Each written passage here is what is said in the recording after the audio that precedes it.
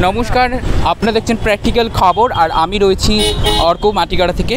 এবং আপনাদের বলে দিই, আজ কিন্তু এসইউসিআই কমিউনিস্ট পার্টির তরফ থেকে কিন্তু বাংলা বন্ধের ডাক দেওয়া হয়েছে।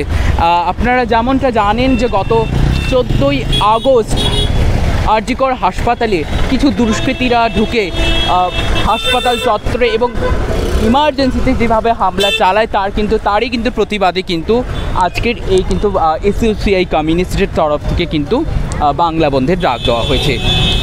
আর তেমনটাই দেখছেন যে আমি রয়েছি একদম খাপড়াইল মোড়ে, খুব ব্যস্ত একটা জায়গা, যেখানে এক সামনে রয়েছে Harasundari school, Matigara girls school. কিন্তু এই সময়টা দাঁড়িয়ে মনে হচ্ছে না যে আজকের যে এসইউসিআই কমিউনিস্ট পার্টির তরফ থেকে যে বন্ধের ডাক দেওয়া হয়েছে সেটা কিন্তু সেরকমভাবে এই দিকটা সাড়া পড়েনি।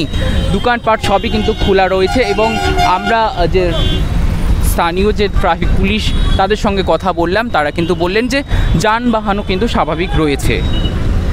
এবার দেখার বিষয় আজকের এই এসইউসিআই কমিউনিস্টের যে বাংলা বন্ধের ডাক দিয়েছে কতটা সফল হয় সেটাই কিন্তু দেখার বিষয়। একই সাথে কিন্তু শনি রবিবার গোটা ভারতবর্ষের ডক্টররা কিন্তু